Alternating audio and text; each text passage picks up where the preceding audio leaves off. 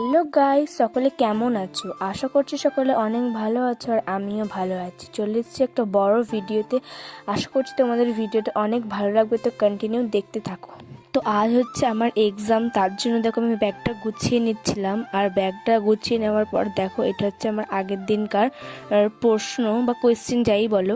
আমাদের এক্সাম শুরু হবে 10টা থেকে, তার জন্য দেখো মা আজ 9টার মধ্যেই সব রান্না কমপ্লিট করে ফেলেছে। প্রথমে রয়েছে বরবটি বেগুনের একটি তরকারি, একরকম শাক ভাজা, আর রয়েছে ভেন্ডি চচ্চড়ি। তো চলো, আমি খাওয়া দাওয়া শেষ করে বেরিয়ে পড়েছি। আর দেখো রাস্তার ভিউটা। তো একটা কথা তোমাদের সাথে আমি শেয়ার করে দিচ্ছি, আজকে হচ্ছে আমার শেষ এক্সাম। আজকে হলেই আমার কলেজ শেষ। হ্যাঁ, আমি 3rd ইয়ারে পড়তাম, আজকে 3rd ইয়ারের শেষ পরীক্ষা ছিল। আমি তো বাসে করে কোথাও যেতে পারি না, তোমরা তো জানোই। আর আজ আমি যাচ্ছিলাম অটোয় করে, আমি আর আমার এক বান্ধবী মিলে। যেহেতু বর্ষাকাল, সবসময় বৃষ্টি হয়েই চলেছে, আর আমি অটোয় করে যাচ্ছিলাম। আর দেখো রাস্তাঘাট পুরো ভেজা। তো গাইজ দেখো, তোমাদের সাথে কথা বলতে বলতে আমি পৌঁছে গেছি কলেজে। আর সবাই চলে এসেছে কলেজে, এখন সবাই রুম খুঁজছে। আমি আমার বান্ধবীকে বললাম, তুই রুমটা খোঁজ, আমি একবার ভিডিওটা করে নিই চটপট। যত যাই হোক না কেন, এক্সাম থাকলে একটু আগে করেই কলেজে আসতে হয়। আমরা অনেকটা আগেই এসে পৌঁছেছিলাম কলেজে। আর আমরা শুধু নয়, দেখো অনেকেই এসেছিল কলেজে। এক্সাম থাকলে সবাই একটু তাড়াতাড়িই আসে। আর আমাদের কলেজটা দেখো অনেকটাই সুন্দর, গাছপালা। আর আমার এমনিতেই গাছপালা অনেক ভালো লাগে। তো আমি দেখো তোমাদের একটু ঘুরিয়ে ঘুরিয়ে দেখাচ্ছিলাম। আর যারা যারা কালনা কলেজে পড়ো অবশ্যই জানি। আমার আর ভিডিও করতে মনে ছিল না, তার জন্য দেখো দুই বান্ধবী দুটো আইসক্রিম কিনে পরীক্ষা দিয়ে বাড়ি চলে এলাম।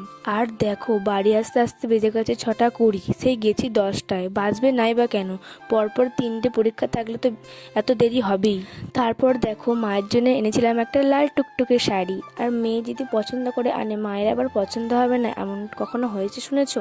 আমার মায়ের তো খুবই পছন্দ হয়েছে। তোমাদের কেমন লাগছে বলো ডিজাইনটা? একদিন ধরে মা বলছিল একটা শাড়ি কিনবো, যেহেতু আমার কাছে টাকা ছিল। আর কলেজে গিয়েছিলাম, বাজার থেকে একটা ভালো পরা শাড়ি মায়ের জন্য কিনে এনেছিলাম। আর মা জানো তো লাল শাড়ি পরতে অনেক ভালোবাসে। এবার তোমাদের শাড়িটা আমি খুলে দেখাই। দেখো শাড়িটার ডিজাইনটা তো অনেক সুন্দর হয়েছে এমনিতেও। আর আমি পছন্দ করেই এনেছিলাম, আমার তো অনেক ভালো লেগেছিল শাড়িটা একবার দেখা মাত্রই। তো তোমরা যদি জানতে চাও শাড়িটার প্রাইস কত নিয়েছিল, তোমরা আমাকে কমেন্ট করো। আর মা এখানে কোয়ালিটিটা দেখছিল, কোয়ালিটিটা বেশ ভালোই ছিল। আর সব শাড়ির মতো এই শাড়িতেও খবরের কাগজ ছিল। আমি বলছিলাম, মা তুমি এটা কালকেই পরবে। দেখো আমার হাতে বানানো একটা পেনদানি, এটা আমি আমার ছোট্ট বোনের জন্য বানিয়ে দিয়েছিলাম। আর ওর তো এটা অনেক পছন্দ হয়েছিল, এটা অনেক দিন আগেকার, ভাবলাম তোমার সাথে একবার শেয়ার করে দিই। এখানে যে ফুলদানিটা দেখতে পাচ্ছ না, এই টপটা আমি নিজের হাতে বানিয়েছি। আর ফুলটা কেনা ফুল। আর টপটা পুরোটাই আমি নিজের হাতে বানিয়েছি। কেমন হয়েছে জানিও। এই ডেকোরেশনটা দেখতে পাচ্ছ না, ওটা পুরো আমি বানিয়েছি ক্লে দিয়ে। কেমন হয়েছে জানিও।